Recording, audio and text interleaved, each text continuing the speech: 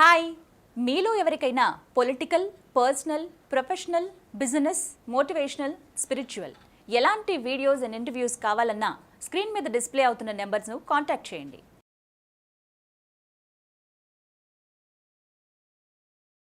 రామచంద్రమూర్తి గారు, సాధారణంగా ఇన్వెస్టింగ్ అనే పదాలు వింటూ ఉంటాం. అయితే ఈ మధ్య నేను ఒక కొత్త కాన్సెప్ట్ విన్నాను. Value investing. ఏంటసలు ఈ వాల్యూ ఇన్వెస్టింగ్ అంటే ఏంటి? దీనిని ఏ విధంగా అర్థం చేసుకోవాలి అంటారు? అండ్ దీనిలో ఏ విధంగా ఇన్వెస్ట్మెంట్ పెట్టాలి ఈ వాల్యూ ఇన్వెస్టింగ్ ద్వారా? నిజంగా సార్, ఇది వాల్యూ ఇన్వెస్టింగ్ అర్థమైతే మనం చాలామంది అంటాం కదా, దీనిలో కోట్లు సంపాదించాలి ఈ మార్కెట్లోనే. అది కోట్లు ఎలా సంపాదించాలో దానికి అదే వాల్యూ ఇన్వెస్ట్మెంట్. ఇప్పుడు మనం వారెన్ బఫెట్ అనుకుంటాం, ఇండియాలో రాకేష్ జుంజున్వాలా గారు అనుకుంటాం. వీళ్ళందరూ ఏంటంటే ఇన్వెస్ట్మెంట్కి రియల్ మీనింగ్ అర్థం చేసుకున్నారు. మనం అందరం ఏం చేస్తున్నాం అంటే మామూలు ఇన్వెస్ట్మెంట్ చేస్తున్నాం. మామూలు ఇన్వెస్ట్మెంట్లో ఏమవుతుంది, ఎమోషన్స్, రిస్క్ అని, రివార్డ్ అని, ఇక అసలు ఇప్పుడు మళ్ళీ పెరిగిందని తగ్గిందని, ఒక 10% పెరిగితే అమ్మేద్దామని, లేకపోతే 5% డౌన్ అవగానే ఎగ్జిట్ అని, స్టాప్ లాస్లని, టార్గెట్లని, ఇలా మనం ఇప్పుడు బయట మీడియాలో టెక్నికల్ చెప్పడం, ఫండమెంటల్ అది, ఇవన్నీ ఒక నాయిస్ని క్రియేట్ చేసి ఈ రిపీటెడ్గా బయింగ్ సెల్లింగ్ చేసుకుంటూ ఉంటాం. దీన్ని ఏమంటున్నాం అంటే మనం ఒక ఇన్వెస్ట్మెంట్ అనుకుంటున్నాం.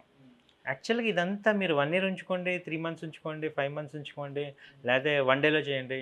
ఇదంతా బ్రోకరేజ్ కంపెనీస్ డెరైవ్ చేసిన టర్మ్స్. కానీ ఏది ఇంట్రాడే అని, లేదా ఇన్వెస్ట్మెంట్, లేదా డెలివరీ అని, వాళ్ళు బ్రోకరేజ్ పాయింట్లు వాళ్ళు డిఫైన్ చేసిన టర్మ్. కానీ ఇదేంటంటే మన పాయింట్లో ఏంటి, మనకి మనీ వచ్చిందా పోయిందా. అది 1 dayలో పోతే ఏమైంది, 5 years అయితే అయింది. ఇప్పుడు జెట్ ఎయిర్వేస్ 5 years ఉంచుకున్నాం, పోయినాయి. అది ఇన్వెస్ట్మెంట్ ఏం కాదు కదా. అప్పుడు 1 dayలో పోయినా ఒకటే 5 అంటే మనం ఏంటంటే ఈ ఇంట్రాడే అని కానీ, డెలివరీ అని కానీ, ఇవన్నీ మన టర్మ్స్ కావు, ఓన్లీ బ్రోకరేజ్ కంపెనీస్ టర్మ్స్. అవును. మన పాయింట్లో ఏంటంటే యాజ్ ఎ ఇన్వెస్టర్ పాయింట్లో మీరు డబ్బులు వచ్చాయా, డబ్బులు పోయినాయా, అంతే మనకు కావాల్సింది. ఇప్పుడు వాల్యూ ఇన్వెస్టింగ్ అనేది యాక్చువల్గా ఏంటంటే మనం ఒక అసెట్ లాగా బిల్డ్ చేసుకున్నట్టు.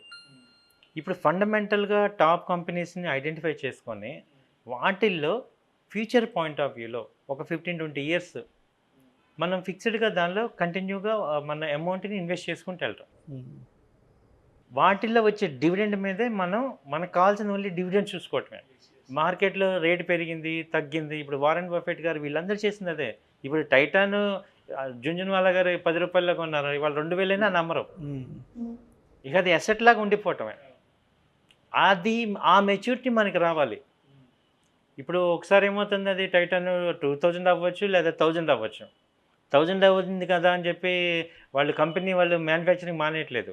అంటే మనం కూడా ఎలాగంటే ఒక కంపెనీ ప్రమోటర్ లాగా, ఒక కంపెనీలో మనం కూడా ప్రమోటర్ లాగా అయిపోయే థింకింగ్లోకి రావాలి. అది 1% అవనివ్వండి, 10% అవనివ్వండి, ఎన్ని షేర్లన్నా అవనివ్వండి, మనం కూడా వాళ్ళతో ట్రావెల్ అవ్వాలి. అలాంటి కంపెనీస్ని మనం సెలెక్ట్ చేసుకొని వాటితో పాటు ట్రావెల్ అవటమే. ట్రావెల్ అయ్యి ఒక 10 years 20 years మీరు ఆగితే అదే మీకు మల్టీఫోల్డ్ అయిపోతుంది. ఇప్పుడు చాలామంది చెప్తున్నారు Bajaj finance 10 years 15 years back కొంటే వల్ల ₹1,00,000 అయిందని. ₹1,00,000 ఇన్వెస్ట్ చేస్తే 1 crore అయింది. ఈ మధ్యలో దాని రేట్ చాలా మారిపోయింది. బట్ మామూలు ఇన్వెస్టర్ షేక్ అయిపోతాం, అంతసేపు ఉంచలేము, మళ్ళీ ఎక్కడో ఒక చోట ఎగ్జిట్ అయిపోతాం. మొన్ననే బజాజ్లో 2020లో ఏమైంది, అది 7,000కి వెళ్ళింది, మళ్ళీ 4,000కి వచ్చింది. ఆ టెన్షన్ ఏం చేస్తాం, మనం 5,000 రాగానే ఎగ్జిట్ అయిపోతాం. ఈ టెన్షన్స్, ఈ ప్రైస్ ఫ్లక్చుయేషన్స్ అనేవి మనం పట్టించుకోకూడదు. ఒక వాల్యూ ఇన్వెస్టర్కి ఆయనకి కావాల్సిందల్లా ఇన్వెస్ట్ చేయటమే. అంటే ఆయనకి ఏంటంటే ఆ కంపెనీ మీద నమ్మకం ఉండాలి. బ్యాలెన్స్ షీట్స్ ఇయర్లీ వన్స్, అందుకే వారెన్ బఫెట్ ఇయర్లీ వన్సే చూస్తారు. ఆయన ఫోన్ కూడా పెట్టుకోరు, ఎందుకంటే ఈ మెంటల్ టెన్షన్ ఆయనకి వద్దని. అలా మనం ఉంచుకోగలిగితే, మనం వాల్యూ ఇన్వెస్టింగ్ చేయగలిగితే మనకి అసలు ఎక్స్ట్రాడినరీ ప్రాఫిట్స్ ఇక్కడ వస్తాయి. సో దీన్ని వాల్యూ ఇన్వెస్టింగ్ అంటాం సార్. మామూలు ఇన్వెస్టర్ ఏంటంటే ఒక టైం హార్జిన్ ఉంటుంది ఆయనకి. వాల్యూ ఇన్వెస్టర్కి ఏంటంటే టైం హార్జిన్ ఉండదు, ఆయన కంపెనీ మీద ఇంపార్టెంట్. కంపెనీ ఫండమెంటల్స్ బాగున్నంత వరకు కంపెనీలో ఉండటం, ఒకసారి ఫండమెంటల్స్ బాగాలేదన్నప్పుడు ఎగ్జిట్ అవటం, అంతేగాని దాన్ని మళ్ళీ ఆ ఇన్వెస్ట్మెంట్ని డిస్టర్బ్ చేయరు. అలా మీరు కంటిన్యూగా చేసుకుంటూ వెళ్తే చాలామంది చాలా మల్టీఫోల్డ్ అయిపోయినాయి ఏది వాళ్ళ ఇన్వెస్ట్మెంట్స్. ఒక 10 ఇయర్స్ ఆరిజిన్ ఇప్పుడు ఇండియా గురించి చెప్తే మీరు ఇప్పుడు లాస్ట్ 10 ఇయర్స్ బ్యాక్ మేము మాట్లాడుకున్నాం కానీ మాకు అంత అవగాహన లేదు ఇంత పెరుగుతుందా అని. కానీ ఇవాళ వెరీ క్లియర్, ఇండియా ఇప్పుడున్న దానికన్నా నెక్స్ట్ 10 ఇయర్స్ తీసుకుంటే 3 ఫోల్డ్ అవుతుంది. అది ముందు మనం నమ్మాలి. ఇండియాలో గ్రోత్ చాలా ఉంది. మనం ఒకప్పుడు ఫారెన్ చూస్తున్నాం, ఇప్పుడు ఫారినర్స్ అందరూ మననే చూస్తున్నారు. India is the centre. Correct. So మనం బీయింగ్ ఇండియన్, మన కంపెనీస్ని మనం నమ్మాలి, వాటిల్లో మంచి కంపెనీస్లో ఇన్వెస్ట్ చేసుకోవాలి. అలా ఇన్వెస్ట్ చేసుకుని హోల్డ్ చేయటమే. మార్కెట్ ఫ్లక్చుయేషన్స్ సంబంధం లేదు.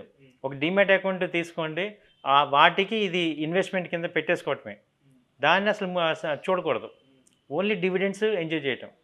అసలు చాలా కంపెనీస్ చాలా మంచి డివిడెండ్స్ ఇస్తున్నాయి. ఆ కంపెనీస్ని ఎలా సెలెక్ట్ చేసుకోవాలి ఏంటనేది మనం నెక్స్ట్ చెప్తాను మీకు. ప్రజెంట్ వాల్యూ ఇన్వెస్ట్మెంట్ అంటే మీరు క్లియర్గా అర్థం చేసుకోవాల్సింది ఏంటంటే, రైట్ కంపెనీని ఫస్ట్ ఒక 30 ఏళ్ళు 40 ఏళ్ళు ఉండే కంపెనీని ఐడెంటిఫై చేయాలి. ఇప్పుడు టాటా స్టీల్ ఉంది, 100 ఇయర్స్ కంపెనీ. అవును, 100 సంవత్సరాలు. అవును, అది ఇంకో 100 ఇయర్స్ ఉంటుంది. అంత ఫండమెంటల్గా స్ట్రాంగ్ ఉంది. అలాగే హిందుస్థాన్ లివర్ అది అంతే. అలాగే బాటా. ఇలా ఒక ఐడెంటిఫై చేసుకొని దానికి ప్రీ హిస్టరీ చూసుకొని ఫ్యూచర్ చూసుకొని ఆ సెగ్మెంట్లో ఎంత కాంపిటీషన్ ఉన్నా వీళ్ళు ఉండగలరా ఎగ్జాక్ట్లీ అనేది ఐడెంటిఫై చేసుకొని ముందు దానిలో ఇన్వెస్ట్ చేయటమే కాదు. మీరు చూడాల్సింది ఏంటంటే రేట్ కాదు, ఓన్లీ డివిడెండ్. మీరు మనీ ఉన్నప్పుడల్లా దానిలో మనం ఇన్వెస్ట్ చేసుకుంటూ వెళ్ళటమే. సో మన ఇన్కంలో ఇంత పర్సంటేజ్, మన ఇన్కంలో ఇంత అమౌంట్ ఇన్వెస్ట్మెంట్ పెట్టుకొని ఆ అమౌంట్ దానిలో ఇన్వెస్ట్ చేయటమే. మ్యూచువల్ ఫండ్స్ చేసేది ఇదే. కాకపోతే ఏం చేస్తున్నారు, వాళ్ళు ఆపరేట్ చేసినందుకని వాళ్ళ ఎక్స్పెన్సెస్ తీసుకొని మనకి ఇస్తున్నారు. అదే మనకే ఐడియా ఉందనుకోండి, మీరే చేసుకోవచ్చు, మీరు మంచి రిటర్న్స్ మీకు వస్తాయి.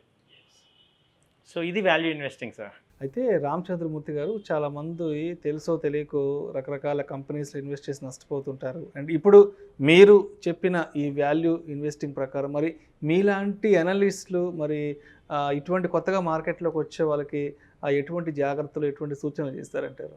సార్ తప్పకుండానండి. ఇక్కడ మనము ఇవి స్టాక్ మార్కెట్కి వచ్చేటప్పుడు వచ్చే పర్సన్స్ అందరికి కూడా ఒక అన్సర్టనిటీగా ఉంటుంది.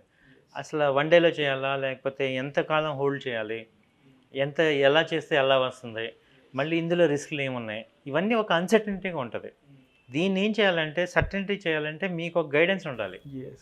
మీకు ఒక ప్రొఫెషనల్ అడ్వైజర్ కనుక మీకు ఉంటే మీకు ఏమవుతుంది, మేము ఆల్రెడీ ఇందులో ఉన్నాం కాబట్టి, మేము ఆల్రెడీ 15 ఇయర్స్ చూసాం కాబట్టి, నెక్స్ట్ 15 ఇయర్స్ ఎలా ఉంటుందో అర్థం చేసుకున్నాం కాబట్టి, ఏ కంపెనీలు ఉంటాయి, ఏ సెగ్మెంట్స్ ఉంటాయి, ఏ ఇండస్ట్రీస్ ఫ్లోరిష్ అవుతాయి, న్యూగా ఏ ఇండస్ట్రీస్ వస్తున్నాయి, ఇప్పుడు అవన్నీ ఐడెంటిఫై చేస్తున్నాం కాబట్టి మీకు మేము పర్సన్ టు పర్సన్ అడ్వైజ్ ఇవ్వగలం, ప్రొఫెషనల్గా మీకు అడ్వైజ్ ఇవ్వగలం.